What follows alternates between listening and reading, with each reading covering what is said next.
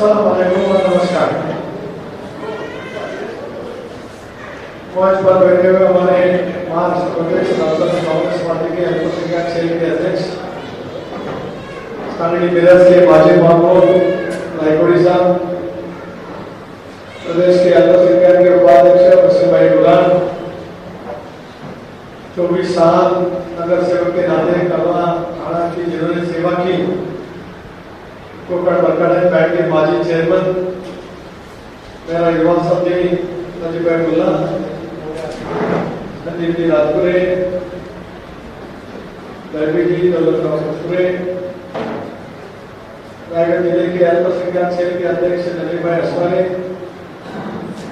हमारे वरिष्ठ नेता सलीम भाई अहबारे, मंच पर बैठे हुए हमारे सब नगर सेवक नगर सेविका, सब सम्मानीय महानुभाव, पत्रकार मित्र, मंडलगढ़ तालुके के कोने कोने से आए हमारे अल्पसंख्यक समाज के भाइयों बहनों,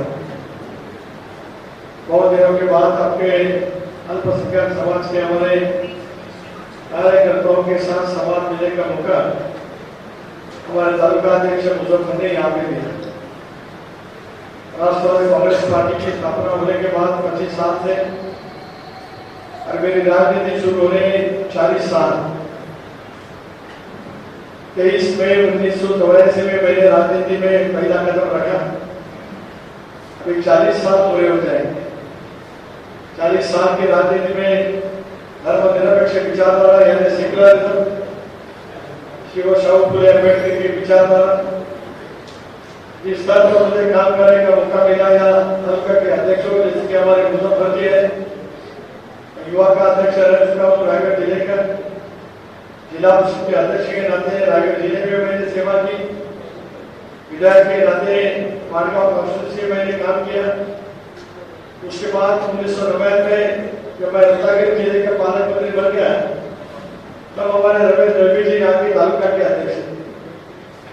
अब सब लोगों की याद होगी 25 साल के पहले वहां से मैं लगातार मंडलगढ़ की सेवा करके आया हूँ, चाहे मंडलगढ़ हो, दापोली हो, खेड़ हो, चिकुल हो, गुआगढ़ हो, संघर्ष हो, रत्नागिरी हो, राजापुर हो, लांजा हो, इस रत्नागिरी जिले के कोने कोने में जाकर जिला नियोजन मंडल के माध्यम से राज्य सरकार की कई योजना गांव-गांव में पहुंचने की बड़ी तरह काम उस तरह जमाने में किया था। 5 साल पहले जब मैं आप सबके माध्यम से संसद में चुन के गया, देश में जब नरेंद्र मोदी जी की हुकूमत आई थी, उसके पहले नरेंद्र गिने जी, उनकी गवर्नमेंट 5 साल मंत्री रह चुके। वैसे तो 8 बार आपने उनको वोट दिया है। 1951 से लगातार उन्होंने 8 बार चुनाव में वो खड़े थे, 6 बार वो चुन के आए।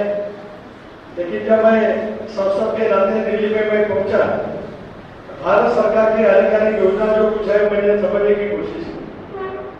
मैं आज यहाँ पे बड़े विश्वास के साथ यहाँ पे कहना चाहता हूँ, कई जन ये बोलते हैं कि एनडीए की सरकार अल्पसंख्यक के खिलाफ है। जब मैं सांसद के नाते दिल्ली में पहुंचा, अलग अलग डिपार्टमेंट के अलग अलग योजना मैंने समझ के ली, तो इसी गवर्नमेंट ने, मोदी गवर्नमेंट ने अल्पसंख्यक बहुल पूरे देश में राज्य के हर तालुका की पॉपुलेशन वहां पे समझ के लेकर अल्पसंख्यक बहुल यानी माइनॉरिटी ओरिएंटेड तालुके की लिस्ट वहां पे की। मुजफ्फर के हमारे जो साथी तालुका अध्यक्ष है उनको मालूम है, कोकण के इलाके से खाली एक ही तालुका उसमें शामिल है, उसका नाम है मंडलगढ़ तालुका, उसमें शामिल है। आज मरहूम अलीशेख बख्शाली मौजूद नहीं है। हालांकि 40 साल मेरे राजनीति में हो रहे सहयोगी रहे। जब मैं असेंबली का चुनाव लड़ा 2009 में, उसके बाद मैं पार्लियामेंट का चुनाव लड़ा 2014 में, 2019 में, अलीशेख बख्शाली की अहम भूमिका वहां पे रही। 2009 में मैं जब शिवोदर कॉन्स्टिट्यूंसी में विधायक के नाते लड़ा तो हमारे सलीम अहबारे जी को वहां पे नजीब भाई, मुझे कहने का यही था कि अल्पसंख्यक बहुल यानी माइनॉरिटी ओरिएंटेड तालुका माइनॉरिटी की जनगणना साथ में लेकर इसी एनडीए के गवर्नमेंट में वो योजना वहां पे आती है। मुजफ्फर जी को आप पूछ सकते हैं, उन्होंने जो जो कुछ प्रस्ताव राष्ट्रवादी कांग्रेस पार्टी के माध्यम से जिला के कलेक्टर के पास उन्होंने भेजा, वो सब प्रस्ताव राज्य सरकार के माध्यम से मैंने दिल्ली तक वहां पे पहुंचा। जिस गवर्नमेंट के खिलाफ कई लोग बोलने की कोशिश करते हैं, लेकिन जब जो सांसद अपना चुन के आते हैं, यदि उनकी नीयत साफ हो, लोगों के साथ उनका रिश्ता अच्छा हो, काम करने की उम्मीद मन में रखते हो, भाईचारा तो हमारा सबका ही। जिस देश में इतनी बड़ी आबादी है 140 करोड़ के आसपास, सब धर्म के लोग इस देश में वहां पे रह चुके हैं। हम ही सबके साथ अच्छे तरह से ताल्लुकात रखते हैं। जब जब कोई सवाल होते हैं, कोई इंसिडेंट ऐसे होते हैं, तब राष्ट्रवादी कांग्रेस पार्टी की विचारधारा 40 साल में जो विचारधारा के आधार पर मैंने मेरी राजनीति चलाई, हमने उससे कभी बात बाजू में रखा ही।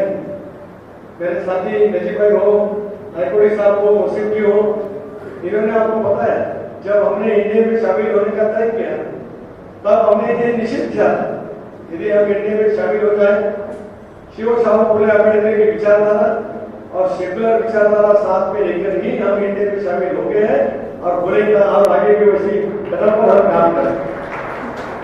उस इंडिया में शामिल होने के बाद आप सब जिम्मेदार यहाँ पे हैं, सब हजरात यहाँ पे हैं।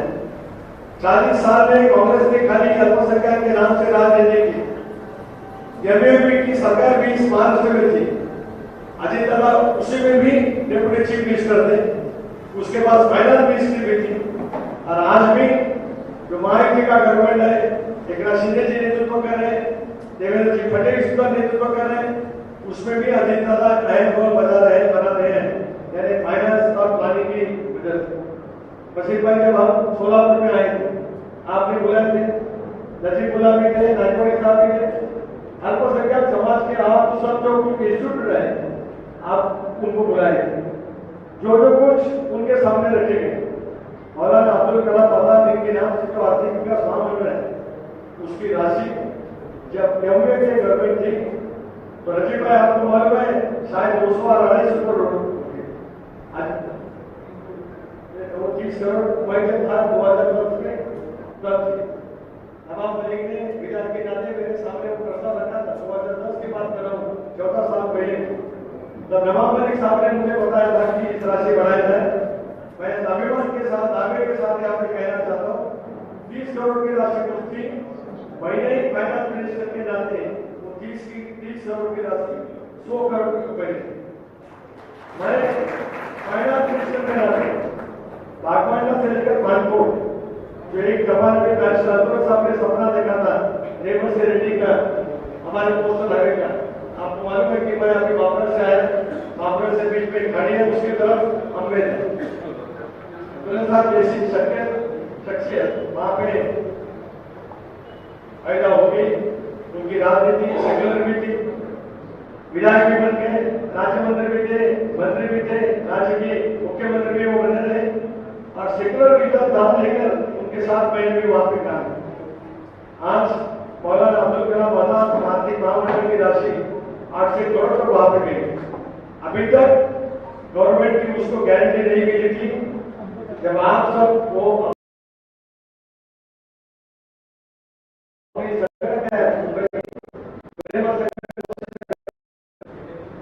जमीन गुलामी संगठन के लोग जब अजीत दादा को मिले उनके बंगले पर,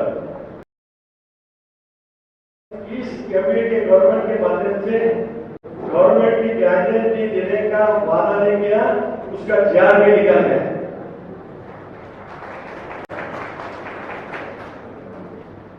उसका रेट ऑफ इंटरेस्ट भी कम कर दी, उनके लिए जो शर्त भी रख रखी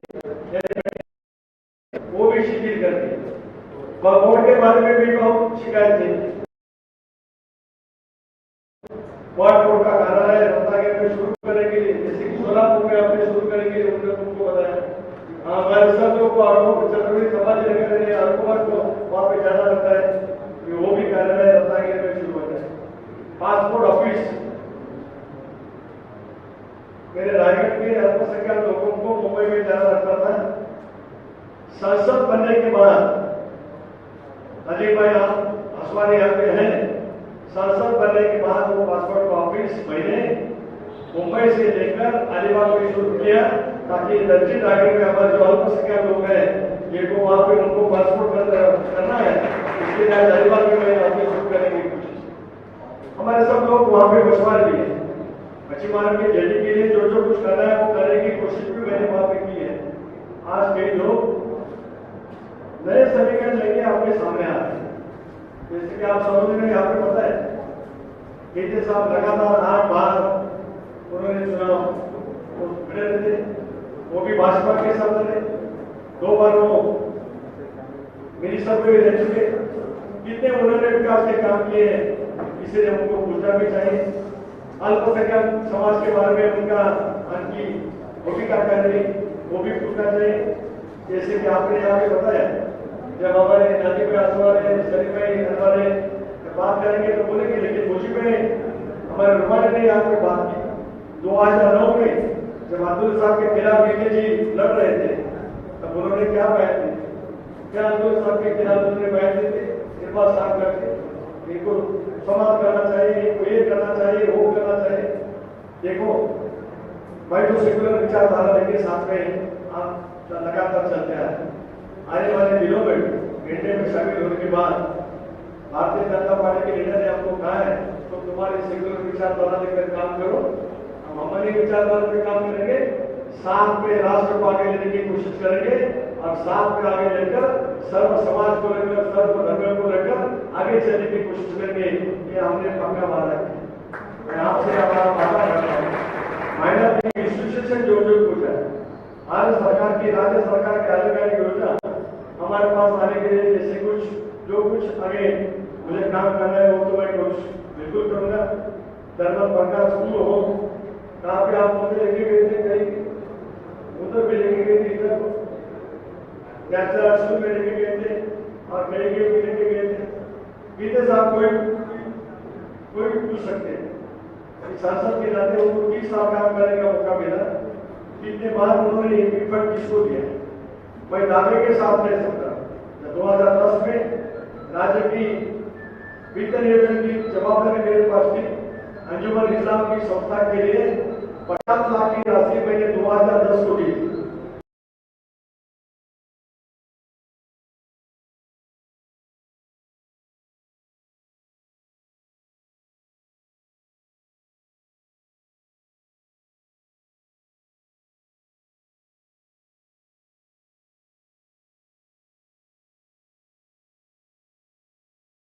जब मैंने सीनियर कॉलेज की परमिशन दी राज्य में भाजपा की सरकार मैंने तबड़े उसके पास उच्च तंत्र शिक्षा के वो मिनिस्टर थे, लेकिन जब कॉलेज की परमिशन की ऑर्डर लेकर गई महाराष्ट्र के सब कॉलेज को जिन्होंने परमिशन देता उसमें पहला नाम था अंजुमन इस्लाम संस्था के शिवदर का, जिसको राज्य सरकार से परमिशन आ गई के माध्यम से उसको भी 50 लाख की राशि मिली।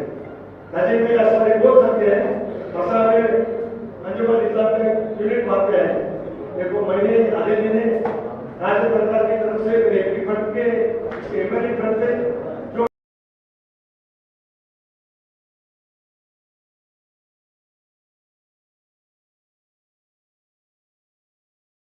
हॉस्पिटल यानी कॉलेज नहीं, गवर्नमेंट का कॉलेज महाराष्ट्र में गिराने का नहीं है। हाईकोर्ट साहब मेरे कुछ साथी अल्पसंख्यक के साथी आचार संहिता लगने के खाली 8 दिन मेरे के साथ नशे में हसवार के घर में आप बैठे थे। डॉक्टर मुखर्रम नहीं आए, आपके शादी भी गए और हमारे मंजिल वो भी सब लोग थे, हमारे नाजिब दुबे जी भी थे। उन्होंने मेरे साथ बात की हमको ईरानी कॉलेज शुरू करना चाहिए। वहां से हसन मुर्शिद जी को फोन लगाया जो हमारे मेडिकल एजुकेशन के मिनिस्टर है और मैंने उनको बोला